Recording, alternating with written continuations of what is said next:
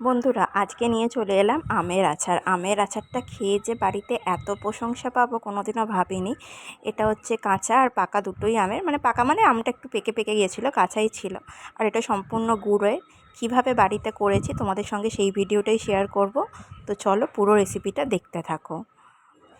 এদিকে আমি 1.5 কিলোর মতো আম নিয়ে নিয়েছি, আর আমটাকে কিন্তু আমি ভালো করে ধুয়ে কেটে নিয়েছি। একটু একটু দেখো পেকেও গেছিলো আমগুলো, আর কাঁচাও ছিল, মানে কিছুদিন রাখলে না আমগুলো একটু পেকে যায়। আমগুলো কেটে ভালো করে ধুয়ে পরিষ্কার করে নিয়েছি। এবার কিন্তু আমি কড়াই বসিয়ে দিয়েছি। কড়াইয়ের মধ্যে আমি অনেকটা বেশ পরিমাণে জল দিয়ে দিয়েছি। এবার জলটা কিন্তু হালকা গরম হয়ে গেলেই এই যে আমগুলো যে কেটে দেখো রেখেছি বন্ধুরা, না, জলটা কিন্তু আমগুলোই একটুখানি কড়াইয়ের ফুটে মধ্যে এসেছিলো 1 দিয়ে থেকে দেবো। 2 মিনিট। এবার কিন্তু আমগুলোকে আমি 4 মিনিটের মতো মানে একটুখানি জাস্ট ফুটিয়ে নেব, যাতে আমের যে টক ভাবটা ওটা যাতে চলে যায়। তো দেখো গ্যাসের ফ্লেমটাকে কিন্তু আমি জোর দিয়ে দিয়েছি। খুব কিন্তু নরম, আমার একটু আমগুলো একটু নরম নরম হয়ে গেছিলো, তাই জন্য আমার 2 থেকে 3 মিনিটের মধ্যেই কিন্তু আমগুলো হয়ে গেছিলো। আর এদিকে দেখো আমি কিন্তু খুন্তি দিয়ে ভালো করে কড়াতে কিন্তু নেড়ে চেড়ে দিচ্ছি। বেশিক্ষণ বললাম যে 3 থেকে 4 মিনিট। এরকমভাবে আচারটা করে দেখো, দারুণ লাগবে খেতে। তোমরা অনেক দিন সংরক্ষণ করেও রাখতে পারো, প্রায় 1 মাসের মতো। তো দেখো এদিকে কিন্তু জলটা ফুটে উঠেছে, দেখতে পাচ্ছ কড়াতে যে জলটা ফুটে উঠেছে। আমগুলোও কিন্তু ভালোভাবে সেদ্ধ হয়ে গেছে। তো এদিকে কিন্তু এবার কিন্তু আমি গ্যাসের ফ্লেমটাকে অফ করে দিলাম। অফ করে দিয়ে কিন্তু অন্য একটা পাত্রে আবার কড়াই চাপিয়ে দিয়েছি গ্যাসের মধ্যে। এবার দিয়ে দিলাম 1 থেকে 2 চামচের মতো সর্ষের তেল।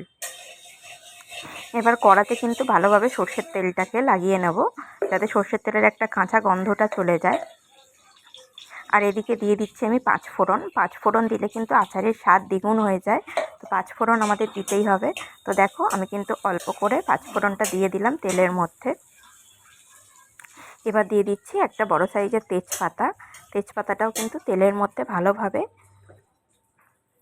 নেড়ে চেড়ে নেব। আর দিয়ে দিচ্ছি কিন্তু একটা বড় সাইজের শুকনো লঙ্কা।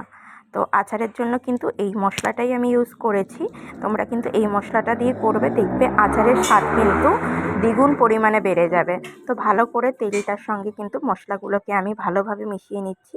আর মনে হলো যে একটু তেল দেওয়া দরকার, তো 1/2 চামচের মতো কিন্তু আমি তেল দিয়ে দিলাম। এবার তেল দিয়ে কিন্তু ফোড়নের যে কাঁচা গন্ধটা যাতে চলে যায়, ওটা কিন্তু আমি ভালোভাবে কড়ার মধ্যে কিন্তু নেড়ে ছেড়ে নেব। আর গ্যাসের ফ্লেমটা কিন্তু অবশ্যই হাইতে রাখবে না, মিডিয়াম ফ্লেমে রাখবে। আর এদিকে কিন্তু দেখো আমার সব ফোড়নগুলো কিন্তু ভালো মতোই ভাজা হয়ে যাচ্ছিলো। আর এই আচারটা মানে যে কী টেস্টি হয়েছিল, সবাই বলেছিল যে দারুণ খেতে হয়েছিল। মানে প্রত্যেকে বলেছিল, বাড়ির যে আচার বানিয়ে যে এরকম কমপ্লিমেন্ট পাবো কোনোদিনও ভাবিনি। তো যাই হোক, তোমরা কিন্তু এই প্রসেসেই আচারটা করো। আর এদিকে দেখো আমগুলো সেদ্ধ করে রাখা ছিল। এবার কিন্তু আমি ফোড়নের মধ্যে আমগুলোকে দিয়ে দিলাম। আমার না বন্ধুরা একটু সেদ্ধ করতে আমটা একটু গলে গলে গিয়েছিলো, বেশিক্ষণ ফোটাইনি, তাও 3 থেকে 4 মিনিটের মতো রেখেছিলাম, তাতেই হয়ে গেছিলো। আর ফোড়নের মধ্যে কিন্তু আমি যেহেতু এক হাতে ক্যামেরা করছি, ক্যামেরাকে করে দেওয়ার তোমাদের আগেও বলেছি লোক নেই। এদিকে কিন্তু আমি স্বাদ মতো একটু লবণ দিয়ে দিলাম। এবার আমের সঙ্গে সব মশলাগুলোকে আমি মিশিয়ে নিলাম। এদিকে কিন্তু আমি 1 চামচের মতো লবণ দিয়ে দিলাম ভালো করে। আর এদিকে 1/2 চামচের মতো কিন্তু আমি হলুদ দিয়ে দিলাম। এবারে লবণ আর হলুদটা দিয়ে কিন্তু ভালোভাবে আমটাকে মিশিয়ে নেব। আর এই আমের আচারটা কিন্তু সম্পূর্ণ আমি আখের গুড়ে করেছি। তোমরা চাইলে চিনিরও করতে পারো, কিন্তু আখের গুড়ের যে একটা টেস্ট, ওটা কিন্তু দারুণ খেতে হয়। তো আমি ওই জন্য কিন্তু আখের গুড়েরই আচারটা করেছি। এদিকে দেখো আমগুলো একটু গলে গলে গেছিলো, কিন্তু আমের আচারটা পুরো জেলি জেলি খেতে হয়েছিল। তো তোমরা কিন্তু এই প্রসেসেই করবে। এদিকে দেখতেই পাচ্ছ যে আমের সঙ্গে কিন্তু মশলাগুলো খুব ভালো পরিমাণে মিশে গেছে। আর এদিকে কিন্তু আমি আখের গুড়টা রেখে দিয়েছি। আখের গুড়টার সঙ্গে কিন্তু আমি এটাকে ভালো করে আচারটাকে মিশিয়ে নেব। এটাতে তোমরা চাইলে জল দিতেও পারো, নাও দিতে পারো, কিন্তু আখের গুড় থেকে প্রচণ্ড পরিমাণে জল বের হয়, তো জল দেওয়ার দরকার নেই আশা করি। তো তোমরা চাইলে অল্প একটু 1/2 কাপেরও কম জল দিতে পারো, কিন্তু আখের গুড় থেকে আমার আচারে প্রচণ্ড পরিমাণে জল বেরিয়েছিল, তাই জন্য আমি কিন্তু আর এর মধ্যে কোনো রকম জল অ্যাড করিনি। দেখো গ্যাসের ফ্লেমটাকে কিন্তু মিডিয়ামে রেখেই কিন্তু আমি এটাকে, গুড়টা যেহেতু প্রচণ্ড শক্ত ছিল, নরম গুড় ছিল না, তো সেই জন্য আচারের মধ্যে মেন জিনিস হচ্ছে মশলা। আর এদিকে দেখো আমি বিট লবণ দিয়ে দিচ্ছি, যাতে আচারের স্বাদটা কিন্তু আরও পরিমাণে দ্বিগুণ পরিমাণে বাড়িয়ে দেয়। তো দেখো এদিকে কিন্তু গুড়টা কিন্তু অনেকটাই পরিমাণে জাল দিয়ে এটা অবশ্যই কিন্তু লো ফ্লেমে জাল জাল দিতে হবে। আর এদিকে কিন্তু আমি বিট লবণটাও দিয়ে দিয়েছি। বিট লবণের যে একটা অদ্ভুত টেস্ট, একটা দারুণ টেস্ট, তো ওটা কিন্তু দিতেই হবে। তো এদিকে দেখো আমি কিন্তু আচারের সঙ্গে বিট লবণটা ভালোভাবে মিশিয়ে দিচ্ছি। আর এদিকে কিন্তু আমি কোনো পরিমাণে চিনি অ্যাড করিনি। তো এদিকে আমার হতে থাকুক। মনে হলো আরেকটু বিট লবণটা দিলে ভালো হয়, তো তাই জন্য আমি আরেকটু দিয়ে দিলাম বিট লবণ। আর এদিকে হচ্ছে আচারের মেন গুঁড়ো মশলা। এটা হচ্ছে বানিয়েছিলাম মেথি, মৌরি, জোয়ান। মেথি, মৌরি, জোয়ান এই মশলাটাকে ভেজে শুকনো খোলায় রোস্ট করে কিন্তু আমি এটাকে গুঁড়িয়ে রেখেছিলাম, মেথি, মৌরি আর জোয়ান। তো এদিকে দেখো আমার কিন্তু আচার ফুটে উঠেছে। আমি কিন্তু এটা এতটা পরিমাণে দেবো না, তোমরা তোমাদের স্বাদ অনুযায়ী দিতে পারো। এই ভাজা মশলাই হচ্ছে আচারের মেন জিনিস।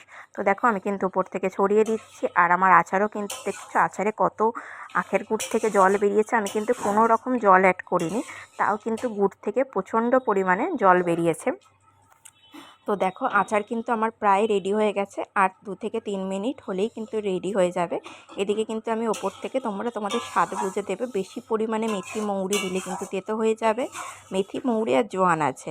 তো এদিকে আমি শুকনো খোলায় ভেজে ওটাকে গ্রাইন্ডারে পেস্ট করে নিয়েছিলাম। আর এদিকে কিন্তু দেখো দেখতেই পাচ্ছ যে আচার টকবক করে ফুটছে। তো আচার আমার প্রায় রেডি হয়ে গেছে। আর 2 থেকে 3 মিনিট ফুটলেই কিন্তু ইয়াম্মি ইয়াম্মি টক মিষ্টি ঝাল কিন্তু আমাদের আচার একদম রেডি। তোমরা এটাকে একটা কাঁচের কন্টেনারে রেখে 1 মাসের মতো খেতে পারো। আর যেই আসবে তো টক মিষ্টি বিকালে তোমরা অবশ্যই টেস্ট করতে পারো। বিকালে ঘুরতে ঘুরতে বা কিছু হয় না যে ছোটোবেলার কথা মনে পড়ে যায়, একদম ইয়ামি ইয়ামি আচার রেডি। টক মিষ্টি ঝাল আমের আচার তোমরা এরকমভাবে ট্রাই করো আর সব ফ্রেন্ডস অ্যান্ড ফ্যামিলির সঙ্গে শেয়ার করো। আর কমেন্ট সেকশানে জানিও যে আচারটা তোমাদের কেমন লাগলো। তোমরা বাড়িতে রেসিপিটা অবশ্যই ট্রাই করো। আর আজকের মতো টাটা, সবাই সুস্থ থেকো, ভালো থেকো। আবার আসছি অন্য কোনো রেসিপি নিয়ে। চলো।